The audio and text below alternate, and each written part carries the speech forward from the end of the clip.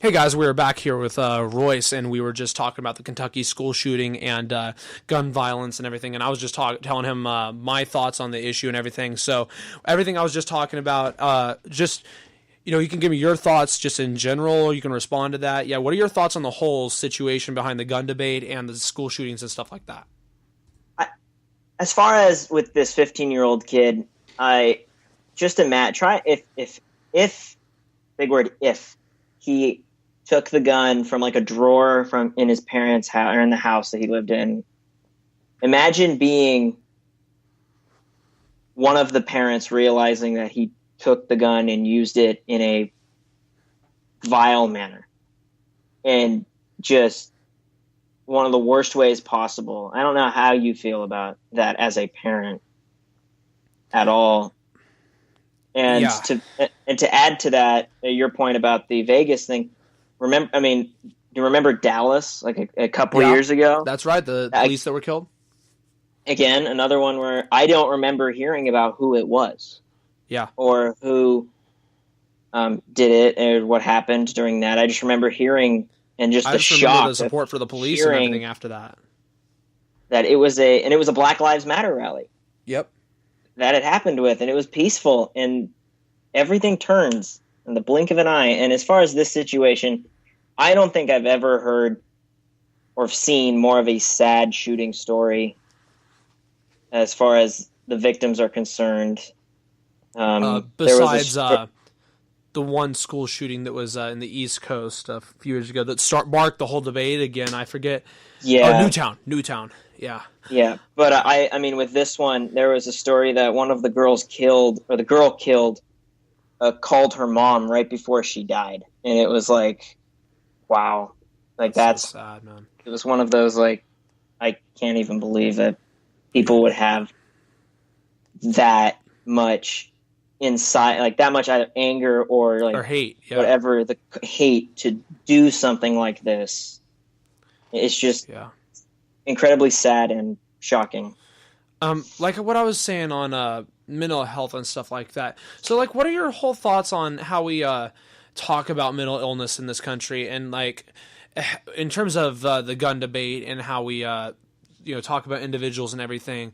What do you think is the true?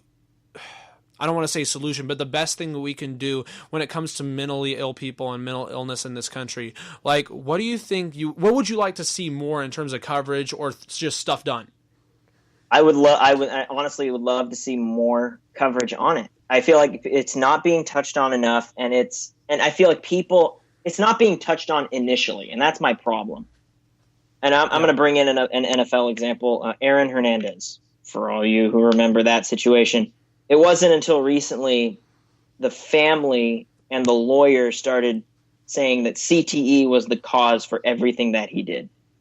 Yeah.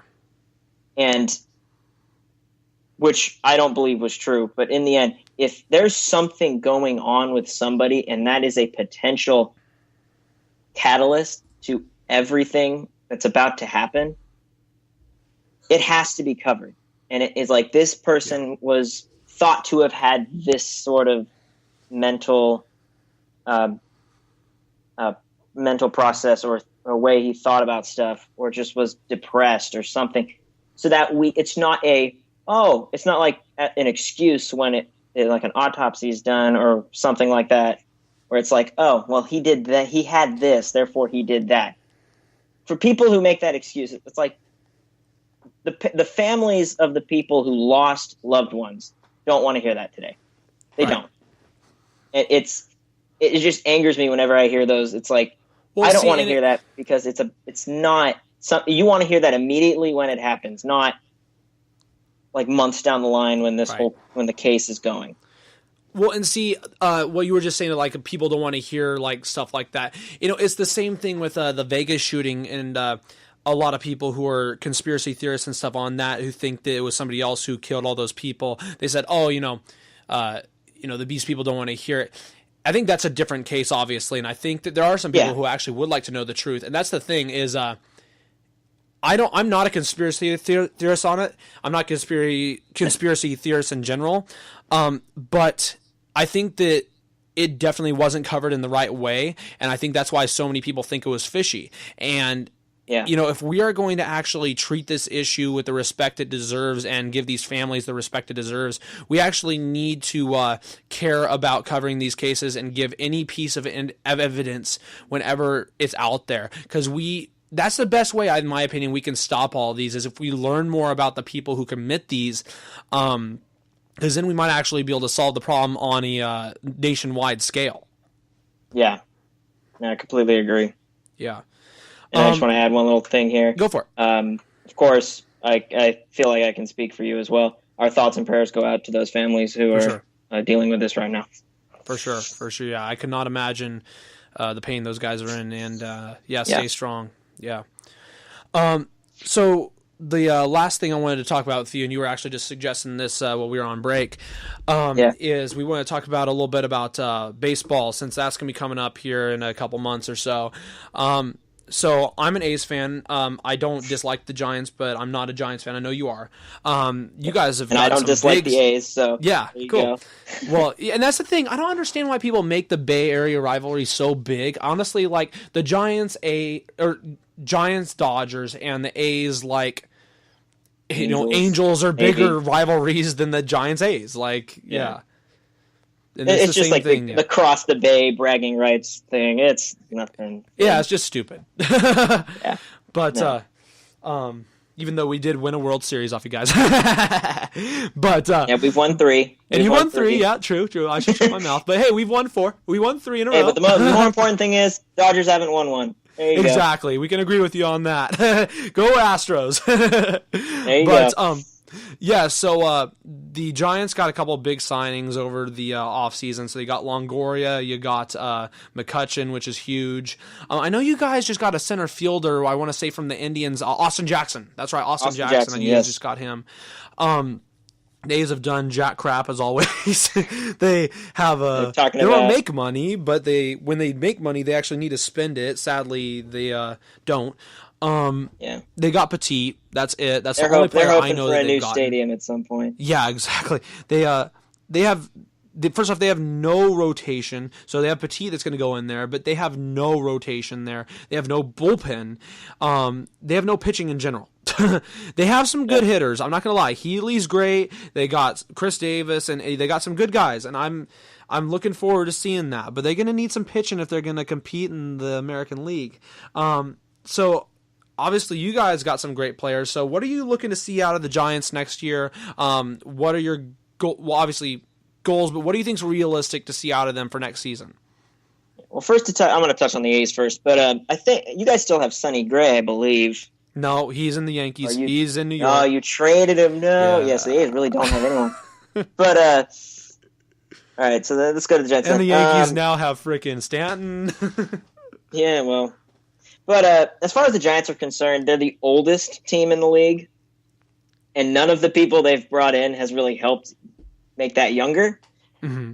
But as far as getting Longoria, you add a Gold Glove player next to a 3-time Gold Glove player, next to another Gold Glove player in Panic and Crawford in the infield with Brandon Belt at first base. I think that could be a very good mix. And then as far as the outfield, they're moving Hunter Pence to left and then putting McCutchen in right. And then they got Austin Jackson, but they're saying they might make another move to fill in more of a permanent center field role. So Austin Jackson's not exactly the big answer to that, but yeah, he definitely helps. Yeah, I was actually going to ask you about Hunter Pence because, he obviously has 3 World Series. He's been with the team for quite some time. The last couple seasons, I mean, he hasn't played the same level he has, when they've won those 3 championships. Yeah. Are you still a believer in Hunter Pence? Do you think he should still stay there, or would you rather see you guys try to make a trade with him? Well, I think there's no wrong answer to this question, and it's more or less do you think he can get you to the World Series again? I think he can if you give him help. if you put him in an area where he's more suited, he wasn't able to cover right field last year whatsoever. And the Giants in general last year just had a really bad year that nobody was expecting. Yeah. So they move him over to left, and he's got a smaller space to cover in left. His legs aren't exactly working as well as they used to. Yeah. And they put McCutcheon in right, who was a center fielder, but again, center field in AT&T Park is so massive. Right. Like, I don't know where it starts. But again, and last year the Giants, I would say, were a victim of the quote unquote juiced balls year, where everyone was jacking home runs out of the park, and the Giants were not hitting any out of the park, and part of that's because of the ballpark they play in. Yeah. But in general, I feel like this team can rebound this year with what they've got, and they've, I think, in total have added, I want to say 70 home runs to their win total, or to their home run total. Yeah, that's big. So that's my main thought about the 2018 Giants. We'll see how it goes. Again, the youth is a question, and their farm system's not stellar like a team like the Astros or the Dodgers. Right. But in the end, this team, I think, will challenge the Dodgers this year, who are about to lose probably their starting pitcher Darvish in the next week or so. Yeah, I was just going to talk about I was going to say, I know last year Arizona and Colorado played good, but personally I think it's going to be the Giants and the Dodgers are going to be top two. It'll be fighting it out, slugging it out. In terms of the A's, they have freaking Houston in their division, who just won the World Series. At least the Mariners are in your division.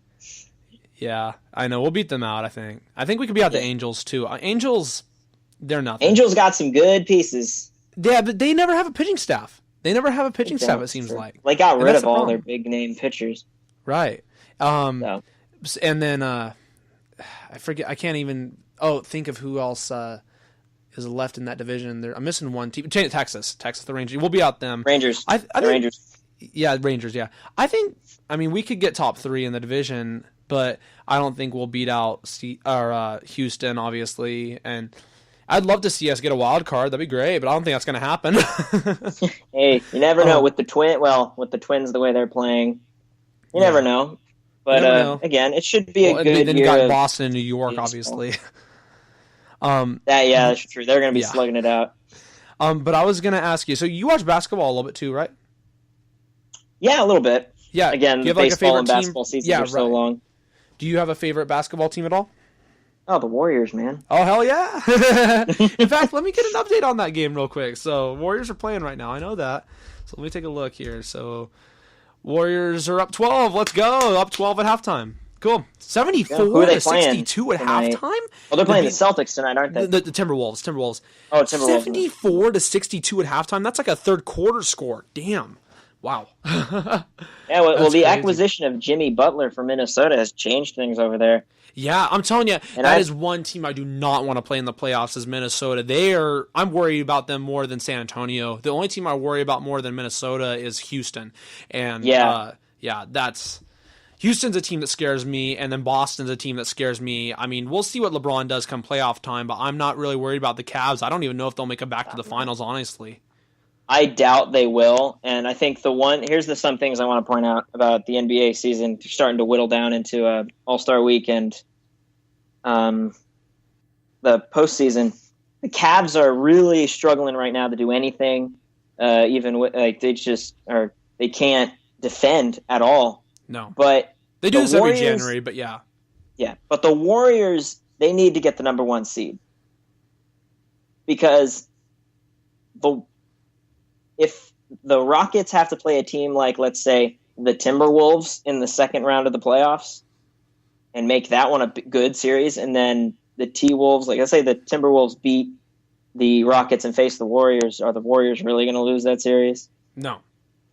That's the thing. So then I'm not really worried. I mean, I'm worried about Boston more than anybody playing them. That's what scares me. Boston could win it. And apparently, there's a chance Gordon Hayward can come back towards the end of the season. He was shooting jump shots. Well, he wasn't jumping, but he was taking standing shots the other day. Like yesterday. Like, he could come back. I don't think he should, personally. I think they had been playing great without him. But it's amazing, man. He could come back. That's what's amazing after that horrible injury. My 15 minutes are up for this segment. I'll get you guys going with the last 15 minutes here in 1 sec.